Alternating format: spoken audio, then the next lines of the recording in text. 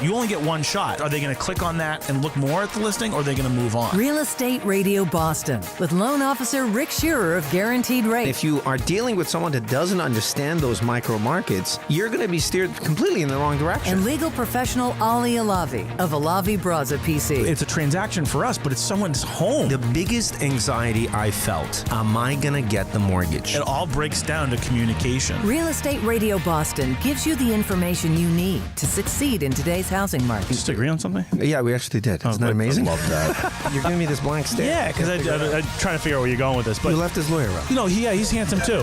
Rick Shearer, NMLS ID 454910. This is Real Estate Radio Boston. Henry, during the break, you mentioned that one of the things you wanted to sort of start off the segment by is to say that there's nothing wrong about living in a condo. Absolutely. First of all, just to understand, condominiums, cooperatives, and homeowner associations together form what we call common interest communities. In this country, more than 20% of the population lives in common interest communities. That's over 60 million people. Wow. And within the next 20 years, we expect it to be about 50% of the population. What makes this living arrangement unique? What makes it challenging? What makes it interesting is the word common. Because it is a common living arrangement. And as a result of that, you have individuals that are living in close proximity with one another, and they are essentially in common sharing various spaces in that complex. And that is just the point. Exactly. That is just the point. Unlike Henry, I don't live in a condominium. And you might wonder why, as a condominium law attorney, why don't I live in one?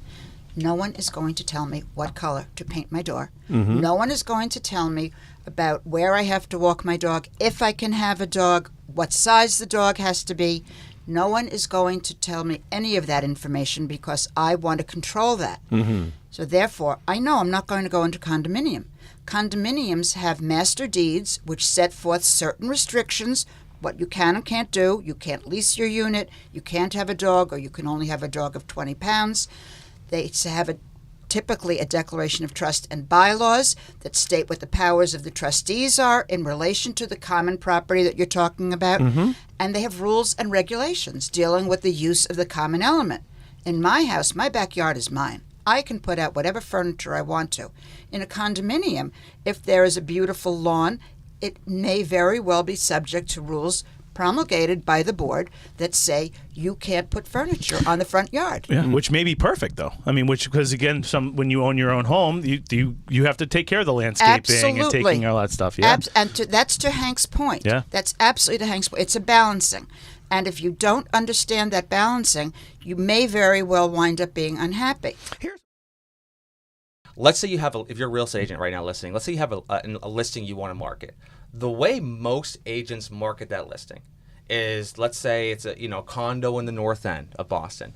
The first thing they do is they blast it out to every single person on social media, regardless of where they live, regardless of what they're interested in, and they give away all the information saying, check out this home. And sometimes they even link to external portals like Zillow or Realtor.com, right? So they drive that traffic, the attention they're getting from that audience away. They drive it away, not even away to their own website, but away to like a portal. At which point, the portal, let's take Zillow in this particular case, would take that consumer's attention, convert that into a lead, and then sell it back to a different real estate agent. A different real estate agent. Maybe even you. Maybe even you. Maybe even you. Maybe even you. And this is an extreme example, but it's a common one in the sense that we see agents, without thinking through the process, taking their listings, their asset, the thing that they're actually selling in the eyes of the consumer, and giving it away for free. So the right way to approach this is, if you have a listing, your asset, the thing that you're selling, is to give away a little bit of information to the right people to entice them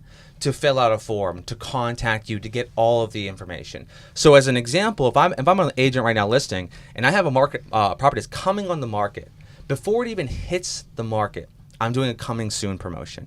So you're going to have exclusive access to this listing before any other consumer has access to it. And if you're in a market where it's competitive, it's multiple offers, homes are turning over quickly, this is one of your best marketing opportunities to do the coming soon. Now, here's the key.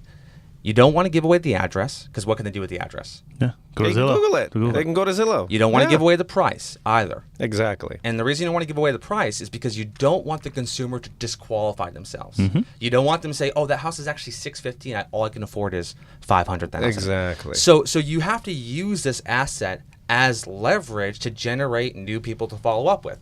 Now, once they come into your funnel, into your database, if you will, this is where all the basic ideas and principles that we subscribe to, that you should, if you're listening to this podcast or this radio show, is that you have to build trust with that person. You have to get them to know who you are, show your expertise. So this is where that follow-up, if you're talking about drip campaigns, Exactly. right? This is where the follow-up really matters. If you think they love you because they filled out a form, you're crazy. The best type of ad doesn't look like an ad.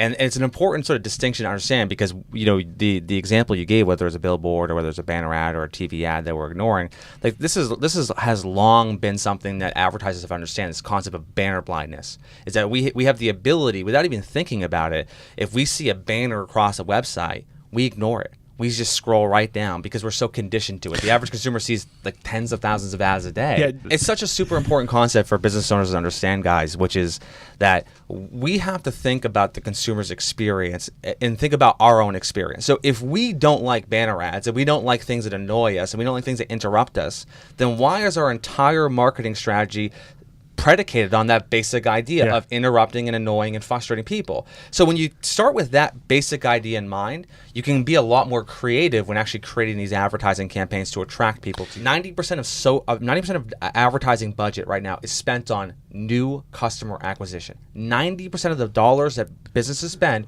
are on new customer acquisition. If you ask the average real estate agent, where does your business come from?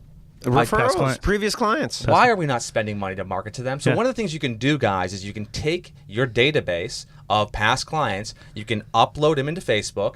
Facebook will match their profiles with the people who are on Facebook, which is all of them basically. And then you can begin to deliver ads in front of those individuals to remind them that you exist. Now, your customers, you probably have your A pluses or whatever you want to call them, that you call every month. You invite them to your client appreciation parties. But then you have like the other part of your database that most people totally neglect. Yeah. So for me, I think the one thing you want to do with the advertising platform is absolutely begin to invest in advertising to the people who already know, like, and trust you. And They're already in your network. and do it to a specific ad. Like you can customize it to your past clients. Yeah, you can cut. So for me, I think that this idea that just reminding them that you exist is step one. Step two is obviously providing value and figuring out ways to inform them about what's happening in the market, maybe sharing success stories. One of our clients, you guys can look this up, her name is Judy Weiniger. You just Google her, Judy Weiniger, she'll show up in the top results. She writes she records videos of like local businesses that promotes, like, this guy who owns a pizza shop, and they highlight why it's the greatest pizza shop in Warren, New Jersey. Right. And these things have thousands of views. The pharmacy, thousands of views. To Ollie's point, is there a direct ROI of caring? It's hard to measure with some metrics, right? Is there a direct ROI of showing that you know about the local area? It can be a little difficult, but we believe in that the fact that the consumers are smart. If someone cares about the area, they're an expert in what they do, and they're providing value, there's a good chance that if you get on the phone with them, you can persuade them and, connecting with you. Listen.